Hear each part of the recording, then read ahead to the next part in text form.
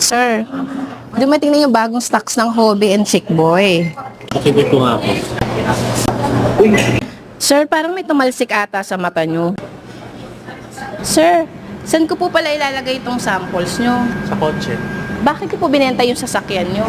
True performance check. Teka, may pinabibigay yung accounting sa inyo. Reimbursement nyo daw po. Thank you ah. Kawawa yung manager namin. Umiiyak kasi natanggal siya sa trabaho. Nung tinanong ko kung bakit, sabi niya, True performance check. takot na takot daw siya umuwi ng bahay kasi lagot siya sa asawa niya. Sabi ko, saan kayo matutulog ngayong gabi? Sa kotse. Awang-awa kami. Kaya pinakain muna namin siya ng Hobby instant pansit bihon tapos nag-ambag kami.